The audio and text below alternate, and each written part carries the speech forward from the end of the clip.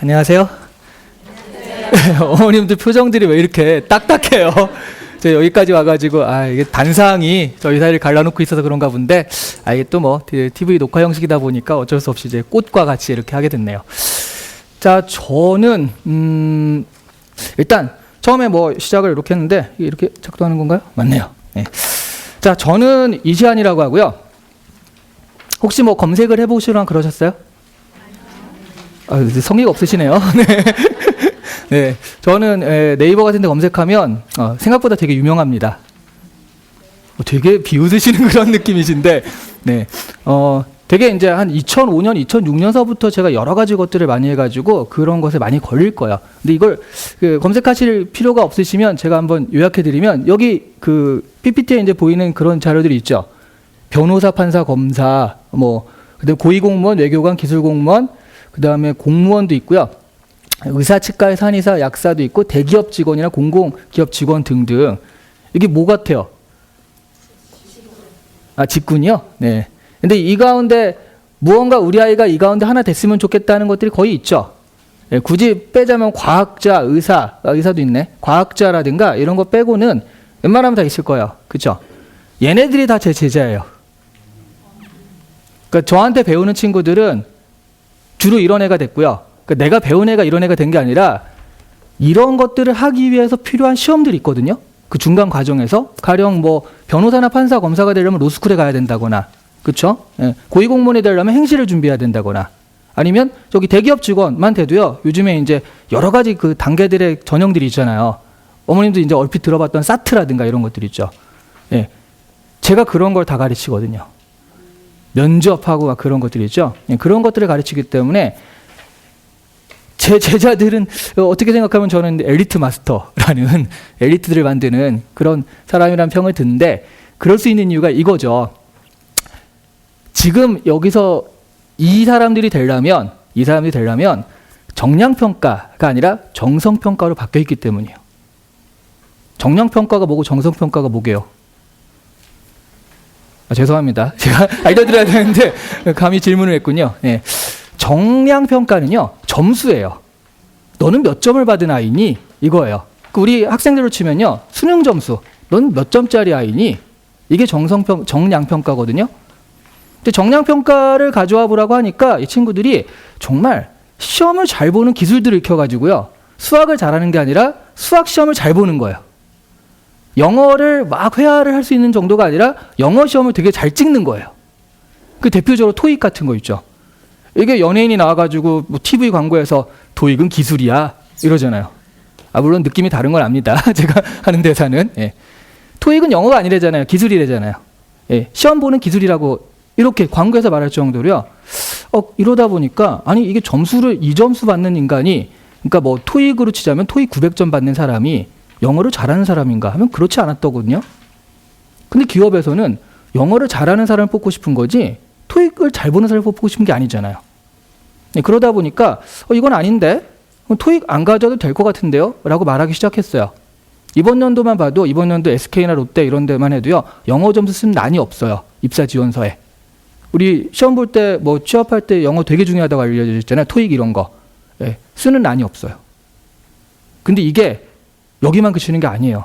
어디로 가냐면 수능도 점점 자격고사화 되는 그런 거 있죠. 영어 절대평가. 그죠? 영어 절대평가 괜찮으면 수학도 절대평가. 이게 뭐냐면 여기서부터 이렇게 해가지고 위쪽에서 차례로 해가지고 몇 등까지 잘라! 막 이렇게 했었는데, 됐고, 이 정도 점수 이상이면 일단 어느 정도는 다 수학이 가능한 친구들이야. 그럼 거기 가운데 뽑자. 이런 분위기라는 거예요. 왜냐하면 이미 사회에서 그런 분위기이기 때문에. 자, 그러면 이제 문제가 뭐냐면 정량평가는 너 몇 점 받은 사람이니 굉장히 쉬워요. 시험을 보면 되니까. 그죠? 토익 시험 보고 수능 보면 돼요.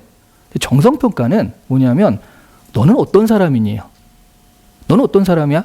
면접 같은 걸 해서 물어보기도 하고요. 자소서 같은 데서 막 써가지고 난 이런 사람이다라고 주장하기도 하고, 야, 못 믿겠으니까 너 뭐 한 것 좀 가져와봐 라고 해서 가져오면 그 이른바 포트폴리오라고 하죠. 난 이런 걸 했기 때문에 이런 사람입니다 라고 주장하기도 하고요.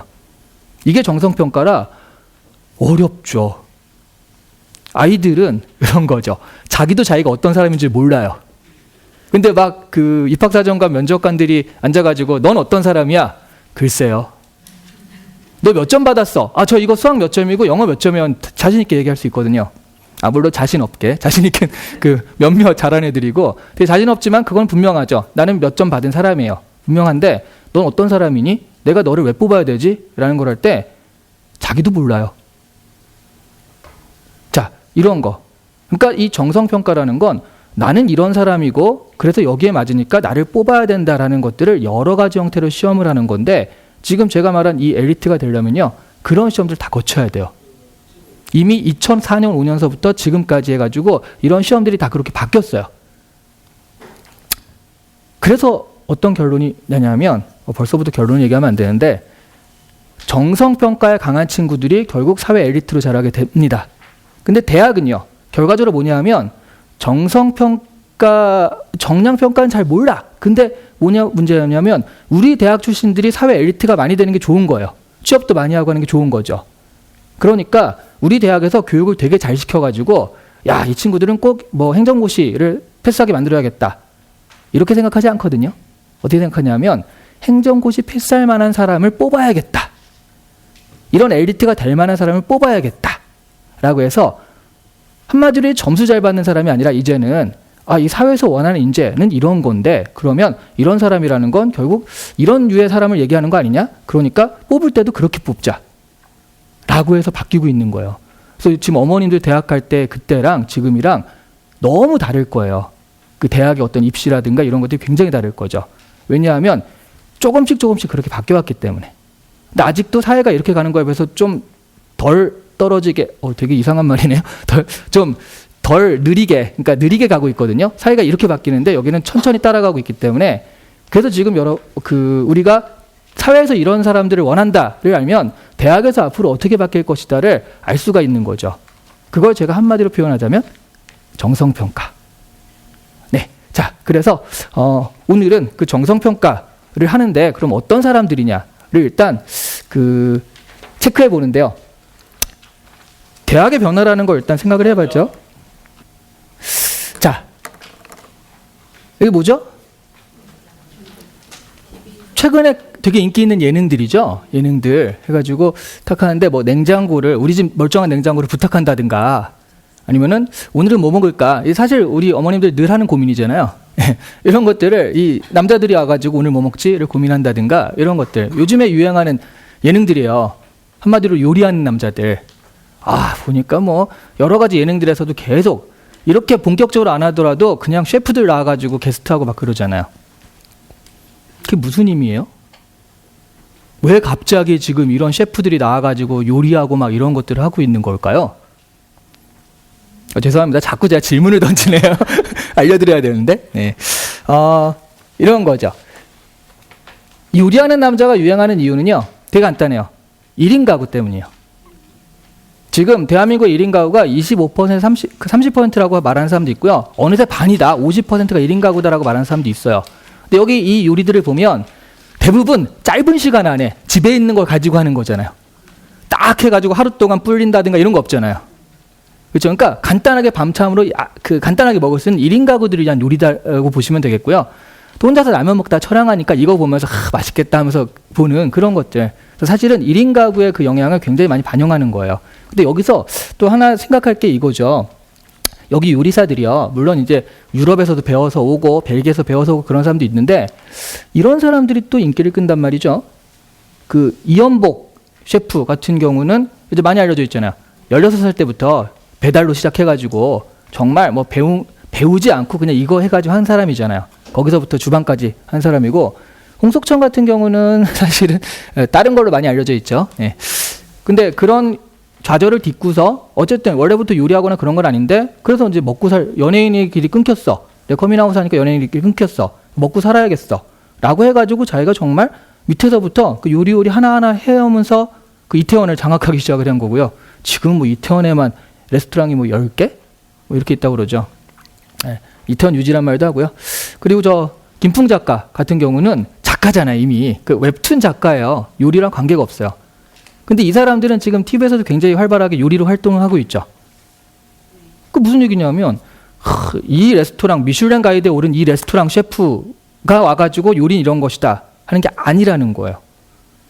유럽에서 배워와가지고 한 10년 이렇게 배워온 다음에 그래서 요리 이런 것이다가 아니라 정말로 이 사람들은요 하니까 맛있어요. 네, 홍석천 같은 경우에는 그 경연에서 1등이잖아요. 계속 그 멀쩡히 배운 사람들, 유럽에서 배운 사람들 이기고 있거든요. 네. 그러니까 이게 지금 요리하는 남자들이라는 게 보니까 굉장히 이런 게 필요가 없는 거죠. 학벌이라든가 너 얼마나 배워서 학력이 필요가 없죠. 정말 실력을 가지고 얘기하잖아요. 약간 이런 것들. 예. 그 밑에 다른 것도 뭐 크라임씬 이런 것도 보면요. 이것도 이제 끝나고 나면은 굉장히 화제가 되는데 추리, 롤플레잉 추리 예능이에요. 그러니까 5명 있으면 네가 범인이야. 너는 탐정해 해가지고 막 찾아가는 건데 이런 게 되나요? 지니어스 저런 것도. 그렇죠? 그냥 보자면 되게 어렵거든요. 혼자서 그 문제 풀어봐 하면 풀기 싫어. 너무 어려운 문제예요. 근데 예능에서 이걸 하고 있어요. 사람들이 이걸 보면서 저러면서 즐거워한다는 거죠. 예. 자, 이런 걸 우리가 이제 저렇게 얘기하거든요. 뇌생남. 그죠? 뇌생남의 열풍. 그러니까 지금 요생남과 뇌생남 이 두 가지가 지금 예능의 트렌드예요. 자, 그럼 요리하는 남자는 제가 왜 그런지 얘기해 드렸죠. 뇌생남은 왜 유행할까요? 요게 포인트예요. 오늘의 포인트. 뇌생남은 왜 유행하는지. 뇌생남은 바로 직전 연도에 그 이번 연도에 뭐 키워드 해가지고 정식 국어사전에 등재도 됐어요. 네, 그러니까 인정했다는 거죠. 뇌생남의 구조를 보면 그 이렇게 돼 있거든요. 조건이 주관이 뚜렷하고 할 말을 한다. 그다음에 유머 감각까지 지닌 유쾌한 남자다. 책만 읽은 언변의 마술사. 의견들이 논리적으로 설득하고요. 기타는 뭘까요?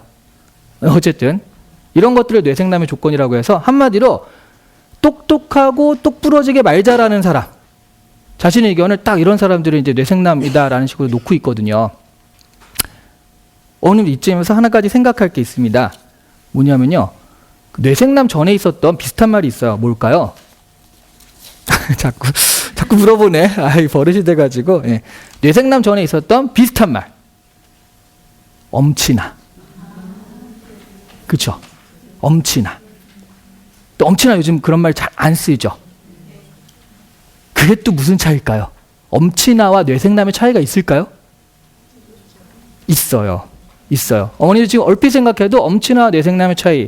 자, 보시면요. 엄친아라는 말 쓸 땐 이게 지금 어떤 저거거든요. 그러니까 신문기사 그 제목이에요. 제목을 보시면 유병재 찌질 캐릭터 전문 알고 보니 서강대 출신 엄친아.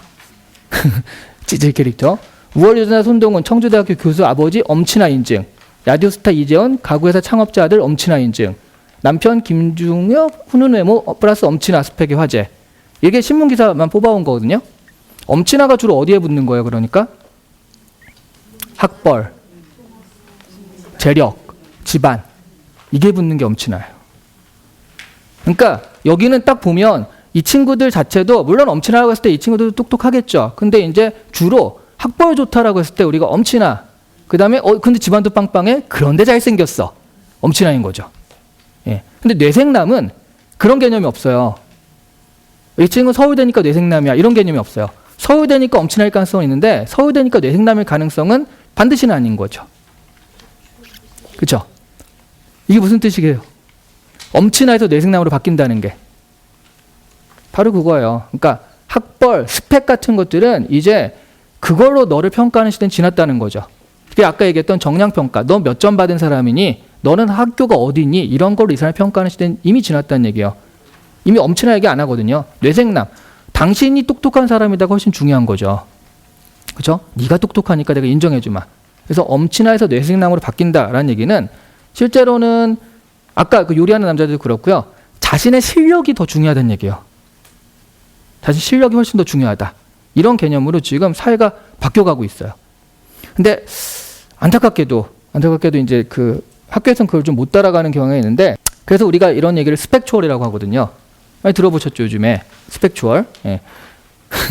저 사람들 스펙추얼 저것 때문에 같이 쓰였는데. 네. 그래서 이번 연도 그 취업하는 것들을 보면 이렇게 돼 있어요. LG나 현대차, SK까지 스펙추얼, 대기업들, 공기업 같은 경우도 스펙추얼, 롯데그룹 스펙 파괴 공채했다. 이것도 역시 이번 연도 신문 그 앞에 제목들이에요. 이런 것들 다 스펙추얼 같은 것들. 지금 여기 대기업이라고 치면 어머니도 대기업. 우리 아이 대학 좋은 대학 가서 대기업 가려고 하는 건 아닌데 뭔가 더 좋은 걸 해야 되는데라고 생각하시기 쉽잖아요. 이 대기업 가는데 지금 경쟁력이 얼마인지 아세요? 대강? 네? 500대 1? 500대 1이면 엄청난 건데. 네. 이게 지금 대강 한 50대 1에서 100대 1 정도 돼요.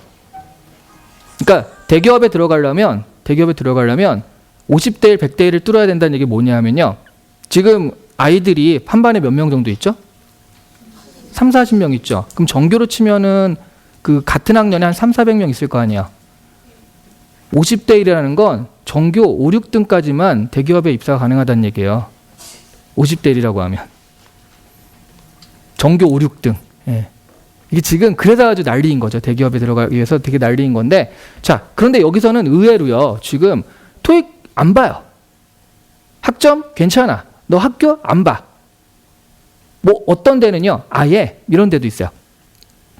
그 이력서 안에요. 쓰는 게 이름, 이메일, 전화번호, 졸업 예정일 이것만 쓰는 데가 있어요. 여기에 보면 그 자기소개서 나는 이런 사람이다는데 걷다 대고 나는 학점 4.1을 맞은 우수한 인재로서 이렇게 쓰진 않거든요. 그죠? 토익은 쳤다 하면 900을 넘습니다. 이런 거 쓰지 않아요.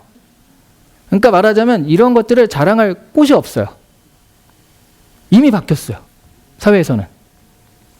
이미 바뀌었는데 문제는 뭐냐면 아직 그래서 스펙을 넘어 직무 능력으로 NCS다라고 해서 직무 능력 기반 채용을 하고 있다는 얘기거든요.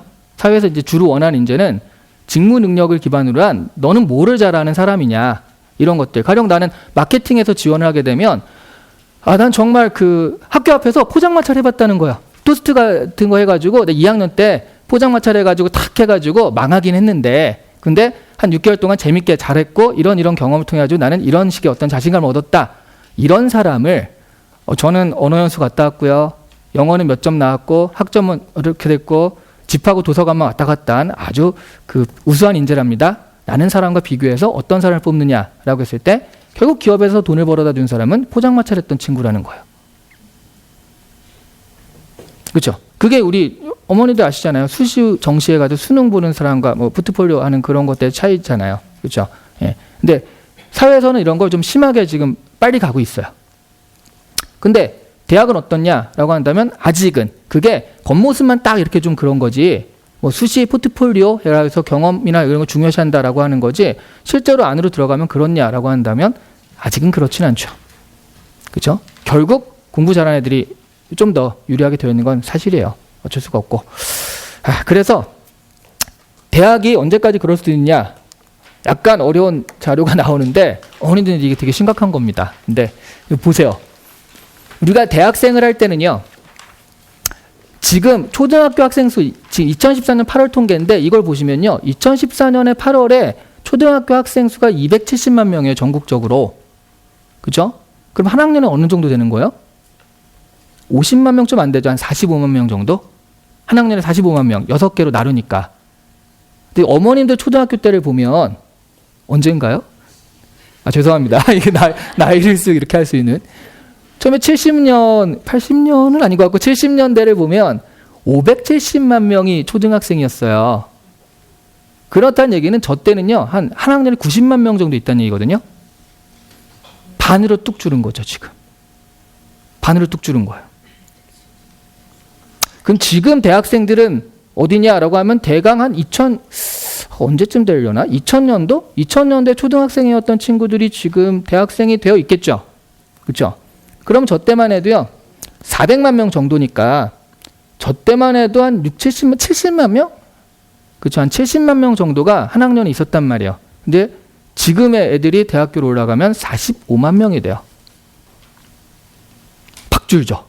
예. 그래서 반으로 준다는 얘기예요. 학령 인구가.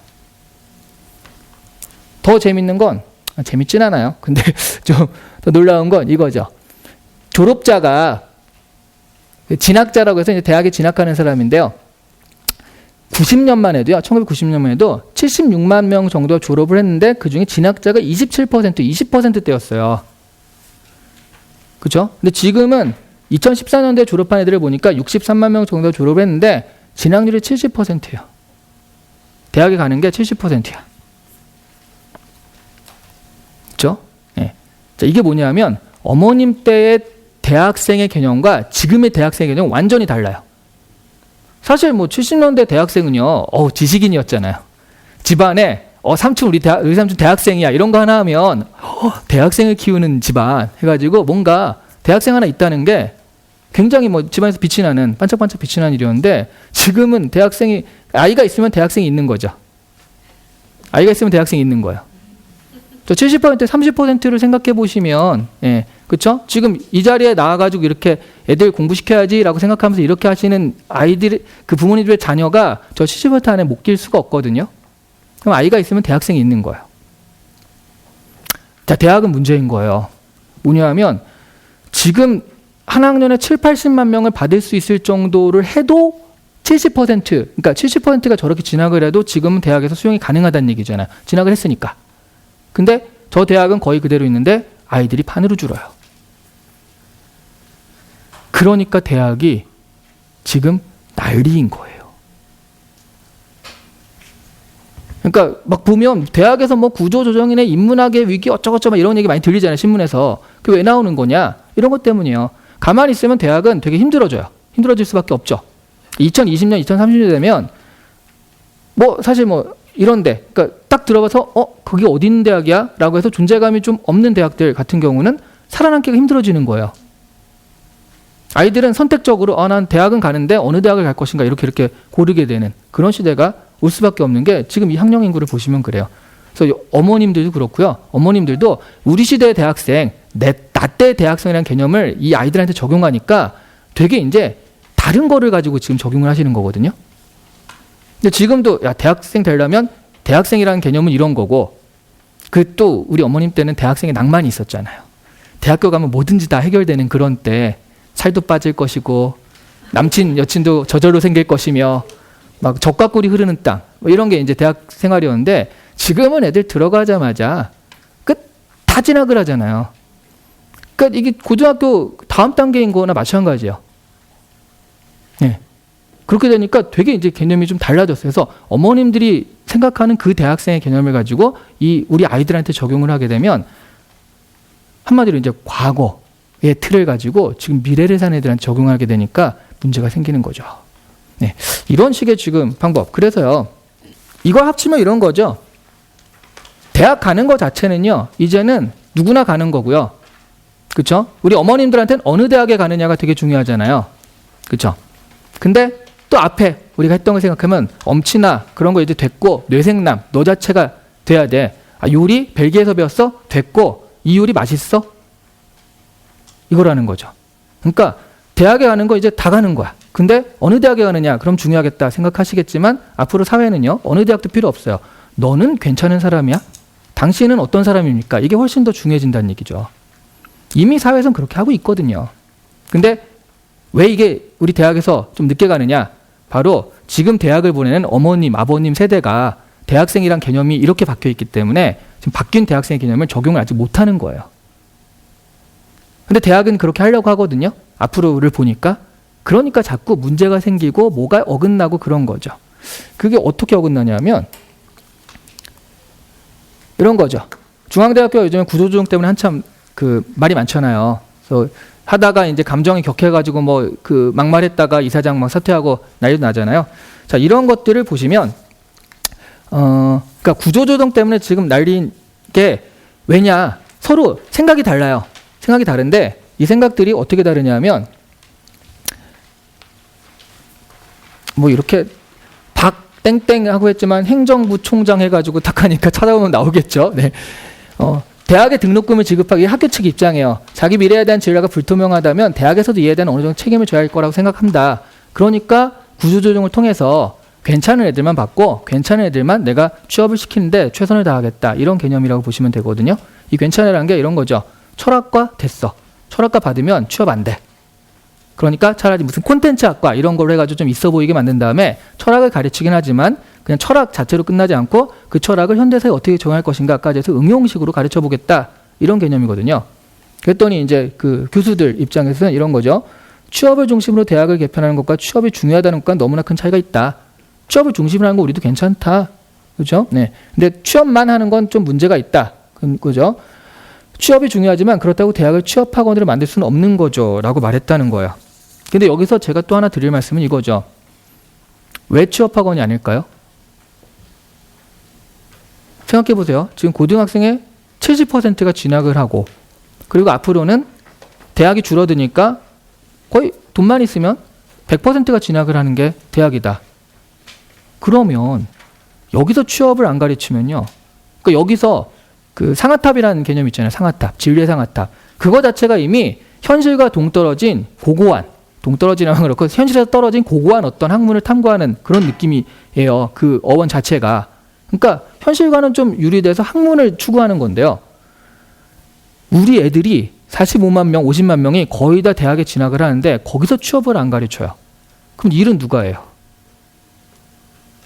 나는 대학에서 이렇게 기초학문을 하는 거니까 기초학문을 배워야 되니까 일 같은 건 나는 상관없어. 나는 일에는 관심이 없어. 나는 학문을 발전시킬래. 아이들이 다 그러면 일은 누가 해요? 옛날에 20, 30%가 진학을 하고 70%가 이렇게 대학에 못 가고 그랬을 때 그럴 때 이제 대학의 기능은 좀 그런 거였다는 거죠.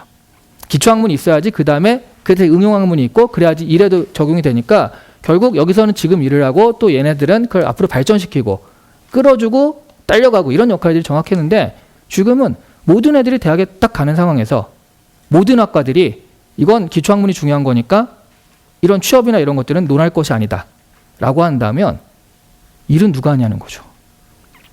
어느 분들 이제 좀 더 있고 그러면 이제 그 연금 지금 하고 계시죠? 그런 거 사회 연금이나 이런 것들도 결국 밑에서 일하는 친구들이 내줘야지 이게 공적 부조가 되는 거잖아요. 그렇죠? 근데 일이 안 돌아가고 그 내주는 애들이 없으면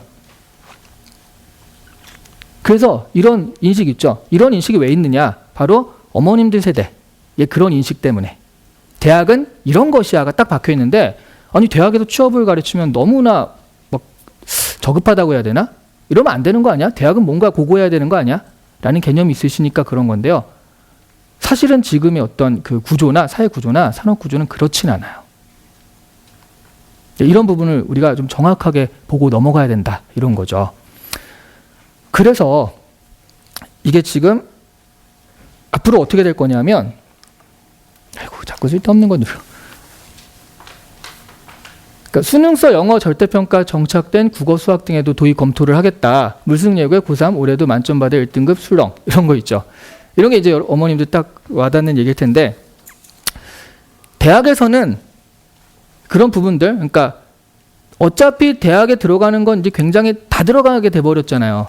그러니까 이걸 가지고서 이렇게 쫙 서열화시킨 것도 의미가 없고 그러다 보니까 이런 부분에서 말도 많으니까 대학을 이게 무슨 얘기냐면 자격고사 하겠다는 거거든요. 네, 그러니까 이제는 수학의 정석을 잘해가지고 순서대로 다 해서 서울대 뽑고 연대 뽑고 고대 뽑고 이런 식으로 탁탁탁 가겠다는 게 아니라 이런 것들을 자격고사화 해가지고 이 정도 되면은 와가지고 이제 당신을 테스트하겠다. 그 다음에 테스트하겠다. 이런 얘기거든요. 여기서 이제 또 아까 얘기한 겹쳐보죠. 뭐가 발생하냐면요. 그러면 대학에서는 지금 어차피 애들은 자격고사에 돼가지고 이만큼 있어요. 우리 대학이 명문의 대학이 되려면 우리 대학 나온 애들이 잘 돼야 되거든요. 그렇죠? 그럼 아까 처음에 얘기했듯이 우리 대학 출신들이 잘 되려면 지금 사회에서 원하는 어떤 것들이 있으면 거기에 맞는 인재들이 처음부터 뽑으면 굉장히 간단해져요. 얘네들 어차피 이걸 잘해. 가령 그 PT를 되게 잘하는 사람이 사회에서 선호해. 그럼 처음부터 PT 잘하는 애를 뽑아요. 말 잘하고 막 이런 애들 있잖아요. 그죠? 이게 자기 공부나 순위보다도 훨씬 더 이렇게 그 겉으로 드러내는 걸 잘하는 애들이 있어요. 그죠? 처음부터 그런 애를 뽑아. 그럼 여기 할 때 얘네들이 잘 뽑혀요. 그죠?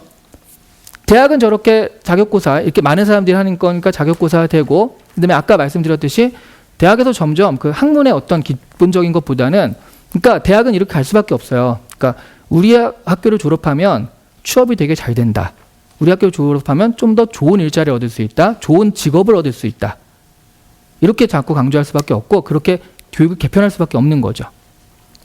근데 대학에서는 얘기했듯이 그런 사람을 자체를 아예 뽑으려고 하니까, 자, 이게 합쳐지면 뭐가 되냐면 대학별 고사가 지금 어머님 생각하는 그런 식으로 이루어지지 않을 거라는 거예요.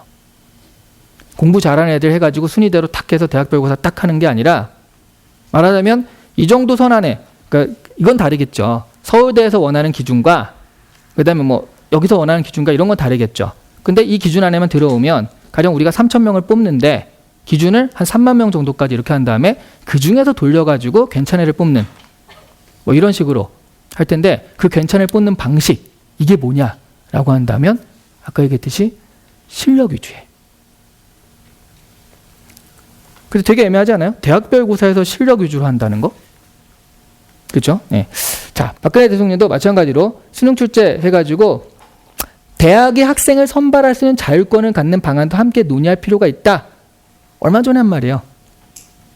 수능 같은 경우에 계속 오류도 반복되고 난리잖아요, 지금. 그래서 그 수능도 저런 식의, 원래 지금 좀 안 맞는 데다가 점수로 사람을 뽑는 게 안 맞는 데다가 수능도 오류가 반복되니까 자꾸 이제 문제가 발생하고, 그러니까 어느 정도 한 다음에 대학별로 학생을 선발할 수 있는 자율권을 갖는 방안도 함께 논의할 필요가 있다. 이렇게 대통령도 지금 어떤 기준을 정해줬거든요. 자, 이걸 가지고 우리가 앞으로의 것들을 좀 생각해 볼 수가 있다라는 거죠. 이거예요.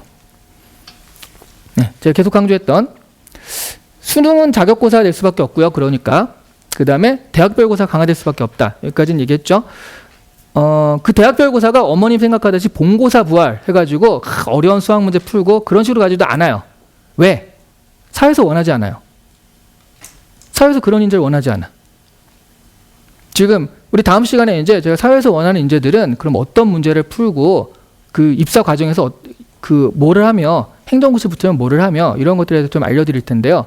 어머님이 생각하듯이 그렇게 지식적으로 굉장히 많이 알아가지고 진짜 얘는 너무 많이 아는 애야, 그러니까 붙여야겠다, 이런 시험을 보지 않거든요. 머리가 잘 돌아가는지를 봐요. 어머니 그거 아시죠? 지식과 지혜는 다른 거 아시죠? 그죠? 지식 있는 사람, 아이들은 책을 읽으라고 그러잖아요. 왜 읽으라고 그러세요? 죄송, 갑자기 또 도전적으로 제가 그렇죠. 그러니까 지금 어머니 책을 읽으라는 이유는 첫 번째, 그냥 남들도 하니까. 두 번째, 어머님의 의무 같아. 나는 안 읽지만 애들한테는 읽으라고 해야 될 것 같아.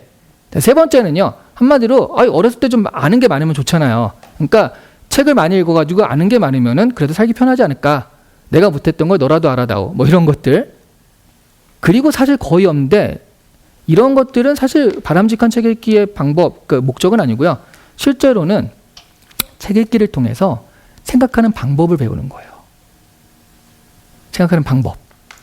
그러니까 이렇게 있을 때 가령 이런 일이 발생했어. 그러면 여기서 어떻게 하면은 이 다음에 문제가 해결될까? 아무래도 뭐 동화나 이런 거 보면 나쁜 놈들에 의해서 핍박을 받다가 어떤 사건을 통해 가지고 이렇게 되는 거잖아요. 그렇죠? 이런 사건들이 자기의 어떤 힘일 수도 있고, 아니면 뭐 하늘이 도와줄 수도 있고, 착한 일을 하면 하늘이 도와주니까 그럼 착한 일을 해야겠구나 라는 것들을 배우는 거지, 이거 자체를 하나하나 외우는 건 아니거든요. 정기를 읽히는 이유가 뭔데요? 위인전을 읽히는 이유가 뭐겠어요?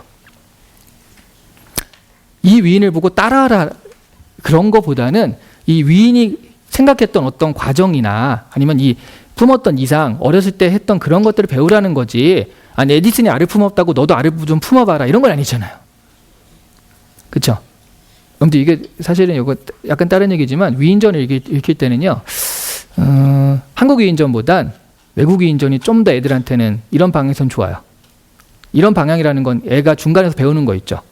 한국 위인전과 외국 위인전의 차이가 뭐게요? 제가 예전에 약간 연구했던 그런 거라, 그래서 이제 한국 위인전을 좀 그러려고 한 건데, 한국 위인전은요, 한국 위인들은 태어나요.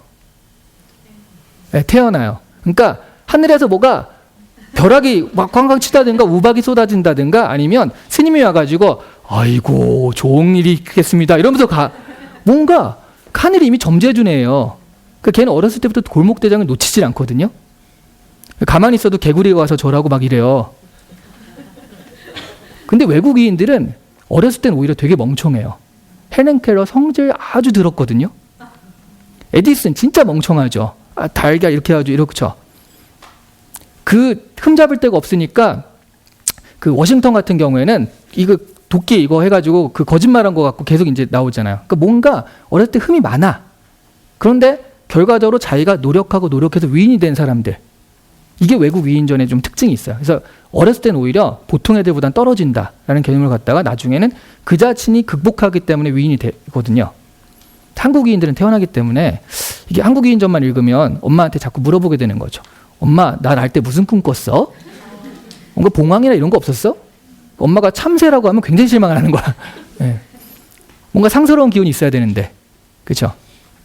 이게 약간 좀 농담인데 제가 얘기하고 있는 건 뭐냐면 위인전에서 우리가 배울 건 뭐냐면 그 위인이 어떤 삶을 살았다를 외우는 것이 아니라 위인이 이런 식으로 자기가 극복해가지고 결국에 어려움을 극복해서 결국 위인이 됐구나 라는 이 과정을 우리가 보여주려고 위인전을 읽히는 거거든요. 한국인도 태어나긴 하지만 이순신 장군도 뭐 어려움을 겪잖아요. 그렇죠? 그런 걸 겪으면서도 자신의 의지로 이렇게 해나가는 그런 것들. 그러니까 그런 것들을 보라고 하는 거니까 결국 독서는 왜 하는 거냐면 그 과정을 익히라는 거라는 거죠. 그러면 지금 이런 선발에서도 뭐냐면 너가 되게 많이 알아. 이것도 알고 저것도 안 해? 를 체크하는 게 아니라 이것도 할 수 있고 저것도 할 수 있어. 이걸 체크하게 돼요. 그렇죠? 그래서 가령 면접 질문을 해도요. 뉴턴의 운동법칙 3가지를 한번 대봐. 이렇게 하는 게 아니에요. 이렇게 하는 게 아니라 이게 옥스퍼드에서 나온 그 면접 질문이 있는데 옥스퍼드 우리한테 좀 너무 먼가요? 네. 나풀은 지향점이니까 한국의 교육도 그렇게 하는 거니까 기압계를 가지고 기압계가 하나 있어요. 이 기압계를 가지고 이 건물의 높이를 잴 수 있는 방법에 대해서 얘기해보라. 이런 문제가 나왔대요. 어떻게 할 것 같아요? 기압계를 가지고 높이를 재야 돼요. 원래 과학적인 정답은 그러니까 기압이 다르잖아요. 이렇게 높이가 다르니까 이거 기압과 이거 기압해가지고 기압차를 해서 뭐 곱하기 어쩌고저쩌고 해서 이거 재는 것이다. 과학적인 정답인데 그렇게 얘기한 사람이 된 게 아니라 오히려 그거를 일단 그거는 그거고 그건 아는 건 다 아는 거고 그걸 가지고 어떻게 하느냐에 따라서 지금도 남아있는 전설적인 답변들은 그거래요. 저기 위에 올라가가지고요. 이렇게 기압계를 떨어뜨려. 그래서 툭 떨어지는 꽝 하는 순간에 시간을 재가지고 그 높이 에너지 해가지고 그걸 구하겠다. 이런 애도 있었고요.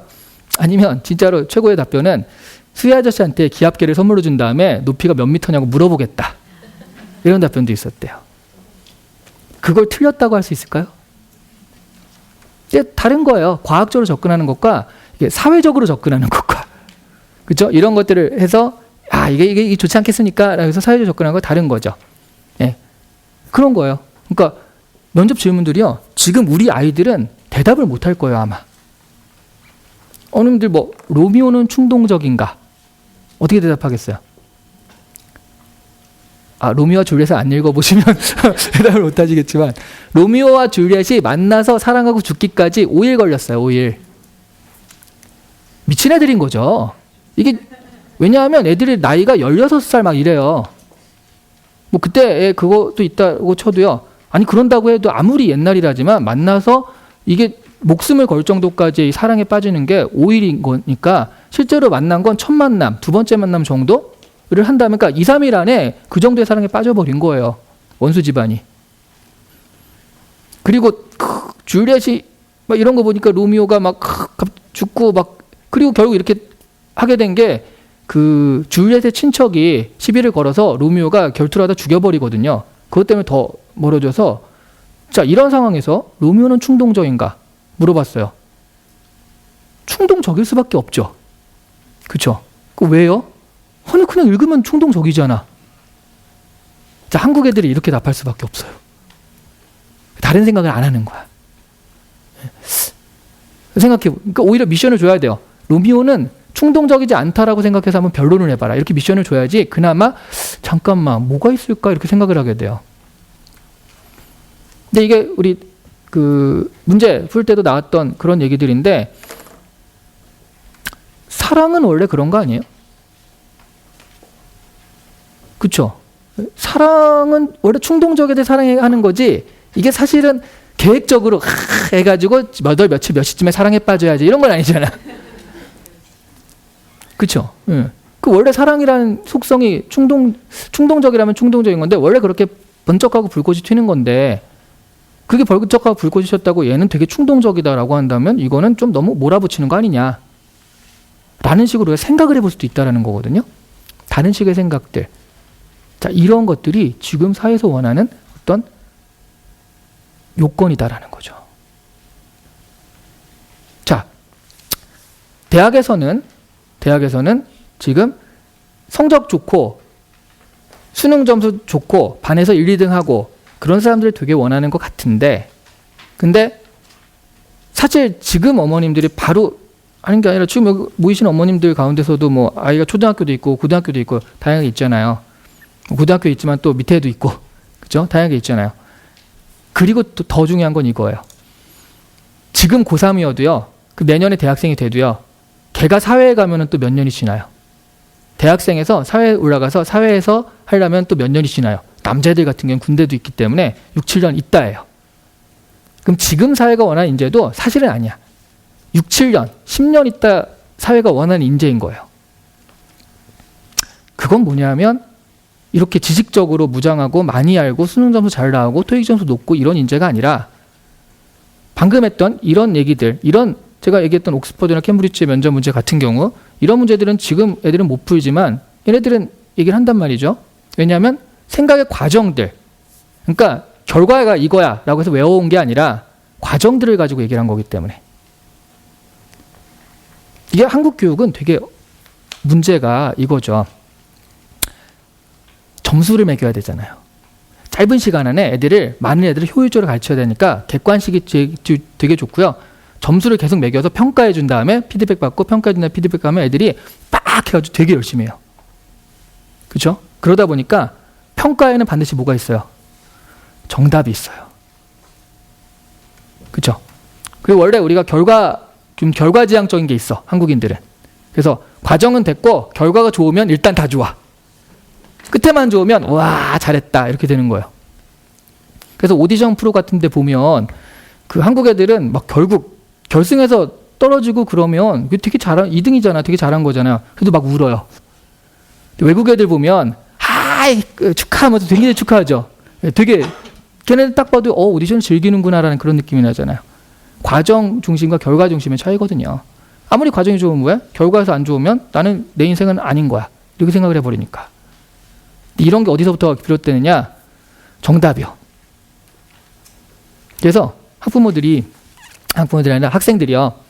저 선생님이 자 이거는 뭐지? 라고 딱 물어보면 우리 애들은 어때요? 자 여기에 대해서 아는 사람 있어? 딱 하면은 선생님과 눈이 마주칠까 봐 이렇게 딱 피하죠. 그렇죠? 우리 어머님도 그랬잖아. 어렸을 땐요. 이건 뭘까? 라고 하는 순간 나를 눈 마주치면 시킨다. 그러니까 선생님도 이제 아예 눈 마주치고 할 생각도 안 하고요. 자 오늘은 27일이니까 54번 뭐 이런 식으로 쓸데없이 시켜가지고 주번 누구야? 하면서 물어보고 그랬어요. 근데 그 미드나 아니면 영화 같은 거 보세요. 자 이건 뭘까? 우리나라 초대 대통령 누굴까? 그러면 요만 애들도 저요 하면서 서로 막 얘기를 하려고 그래. 근데 얘기를 하는데 틀려. 알아서 얘기하는 게 아니라 그냥 얘기하는 거예요. 근데 그 선생님이 그걸 갖다가 너는 왜 그런 얘기를 하지? 이런 식으로 하질 않아요. 그죠? 그러니까 1학년, 2학년, 그러니까 심하면 3, 4학년까지도 정답을 안 가르친대요.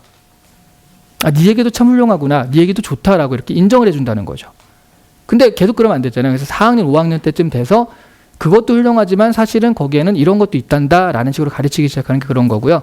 1, 2학년 때는 오히려 굉장히 자유롭게 풀어놓는다는 거예요. 그래서 초등학교 가가지고 연구하는 사람들을 보면 이런 적이 있었어요. 몬스터 그림을 그리라. 우리나라 치면 귀신 그림이죠. 어떻게 그리실래요? 이렇게 일단 머리는 길어야 되고 소복 입고 한 다음에 여기 빨간색으로 한번 칠해주고 이런 식의 것들을 그릴 거잖아요. 그게 정답인 거예요. 우리들 마음속에 머릿속엔 그게 정답인 거예요. 애가 그렇게 안 그리고 그냥 이렇게 검은색 2개만 그려왔어.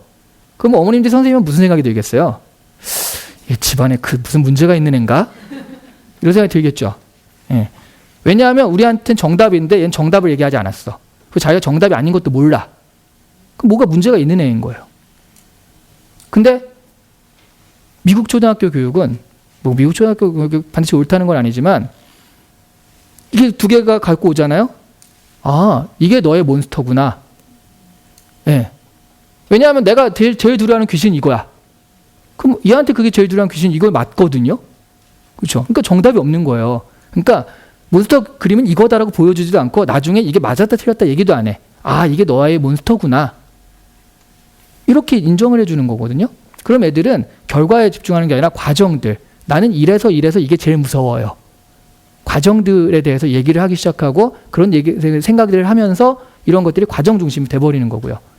우리나라는 그렇게 하나하나 다 봐줄 수가 없어요. 애들도 많고요. 지금 30명대도 많은 거잖아요. 선생님 1명이. 그죠? 선생님 1명이 한 10명, 12명 정도 돼야지 한 명이 이끄는 게 12명이 가장 좋대요. 그 어떤 케어할 수 있는 범위인데 그래서 너는 그렇게 생각하니? 넌 그렇게 생각하니? 그럼 서로 얘기도 하면서 그렇구나라고 서로 나눌 수 있고 그렇게 하기 위해선 시간과 노력이 많이 드는데 그런 것들은 아직 안 돼 있는 거거든요. 근데 앞으로 어떻게 되겠어요? 애들이 줄어요. 선생님은 그대로예요. 오히려 지금 임용고시 막 줄 서 있거든요. 4대 교대 진학한 친구들 아직도 막 줄 서 있기 때문에 선생님이 이렇게 나 이거 먹여 살려야 되잖아. 그렇죠? 선생님의 수는 그렇게 큰 변화가 없는데 애들은 줄어. 그러니까 애들이 이렇게 지금 1대 30에서 이렇게 될 수밖에 없고요. 그렇게 되면 이런 과정 중심의 얘기들이 나올 수밖에 없고 그리고 그렇게 되는 건 바로 이 사회가 지금의 과정 중심을 원하기 때문이다라는 얘기죠. 그래서 지금 어머님들이 아이들을 너무 수학 점수와 이런 것들로 판별을 할 수밖에 없는 그런 어떤 교육의 그 평가 시스템이긴 한데 그 평가 시스템이 올바른 것이냐라고 한다면 아마 6, 7년, 7, 8년 있다가는 이 사회에서는 그런 친구들은 살아남지 못해요. 그러니까 우리는 약간 이중고를 지는 거죠. 왜냐하면 지금 점수에선 어쨌든 자격고사화 됐기 때문에 그 자격을 받을 수 있는 점수는 받아야 돼. 그죠? 그 안에서 그러면 점수 안에 들어가면 그 안에서 그러면 이 친구는 이런 인재다. 이 친구는 해볼 만한 인재다. 과거에 몇 점 받았던 친구가 아니라 앞으로 어떻게 잘할 친구다라는 것들을 할 수 있게 이렇게 구성돼야 된다는 거죠. 이런 것들을 어머님들이 지금은 좀 신경 써줘서 해주셔야 된다라는 좀 이중고에 시달리는 거예요. 되게 힘들죠. 애 하나 키우는데. 예. 그거죠 뭐. 그러니까 이게 경쟁 많은 아이들이 이렇게 크고 있으니까 이거에 답할 수 있는지 보세요. 지금 어머님들 아이들을 그럼 이렇게 봅시다. 어머님들이요. 지금 갑자기 취업을 하고 싶어졌어. 그래서 회사에 들어가려고 그래요. 근데 마지막 면접까지 갔어요. 3명이 앉아 있더라고요. 근데 그 면접관이 어머님한테 딱 가리키면서요. 저희 회사가 옆에 있는 2분보다 왜 어머님을 뽑아야 합니까? 라고 물어봤어요. 대답할 수 있으시겠어요? 옆에 있는 2명보다 왜 나지? 그러게요. 워낙 또 훌륭하셔서 저도 이해가 안 가는데요. 제가 뽑히는 것도 좀 깜짝 놀랄 것 같아요. 막 이렇게 할 수는 없잖아요.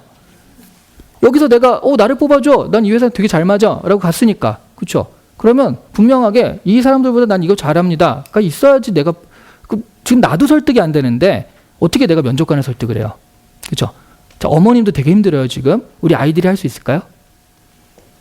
우리 대학에서 우리 과에서 왜 너를 뽑아야 되니? 라고 했을 때 애가 글쎄요. 왜일까요? 심지어는 왜 우리 과에 지원했어? 엄마가 여기가 좋다고 그래서. 그렇죠? 지금 우리 아이들을 보면 영어 점수 몇 점이야, 국어 점수 몇 점이야 이렇게 얘기할 수 있는데 지금 어머니 생각해도 야 그러면 네가 다른 애들에 비해서 훌륭한 점을 네가 한번 생각해보고 한번 나를 설득해봐 라고 한다면 아마 엄마한테도 그런 얘기를 엄마한테가 제일 힘들긴 하겠다. 그죠? 근데 다른 사람한테 과연 우리 아이가 그런 얘기를 할 수 있을 것인가 생각해보면 아마 거의 절레절레일 거죠. 근데 앞으로 인재는 그런 인재를 원해요. 자, 근데 제가 단언컨대 이런 건 이병헌이 하는 건데, 단언하건대 대학에서는 이제 그런 인재들을 뽑아요.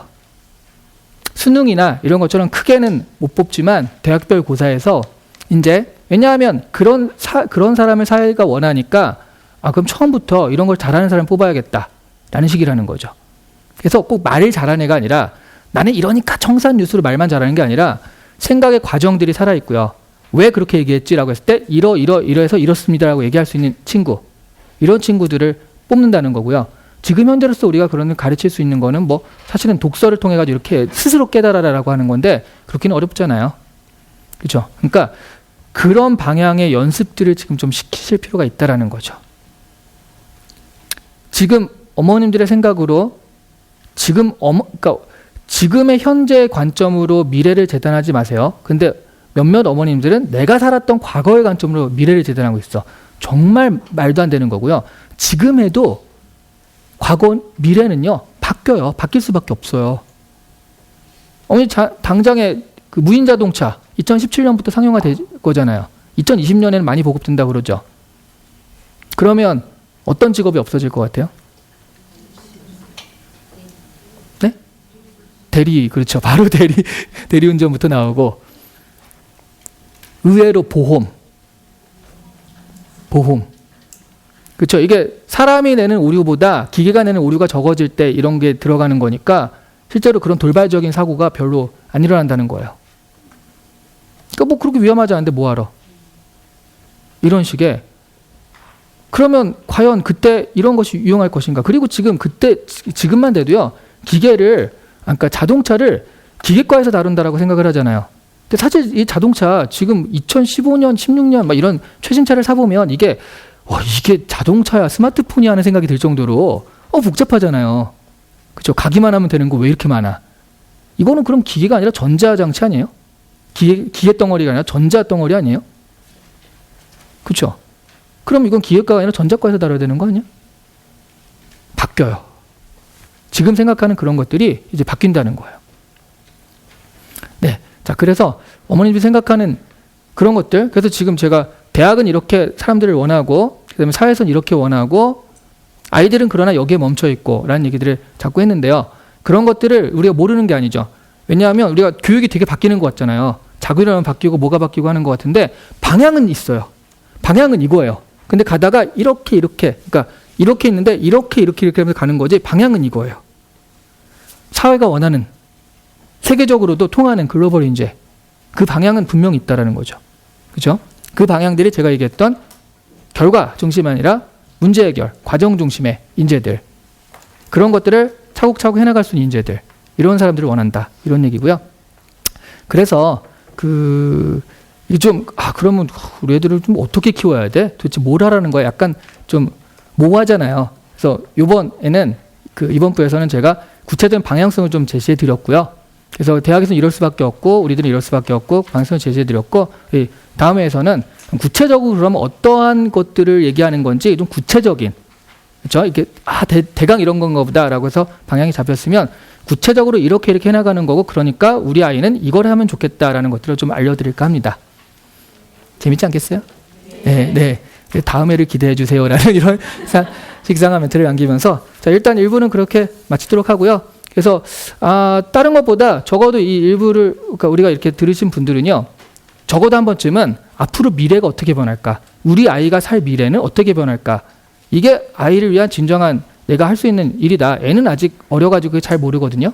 그러니까 아이가 살 그 미래는 어떻게 변할까 생각을 하시면서 그때 필요한 건 뭘까, 이걸 한 번만 생각해 보셔도요, 뭔가 이런 거 좀 더 해야 되지 않을까, 이렇게 방향성이 보이지 않을까 싶네요. 그렇죠? 네. 자, 일단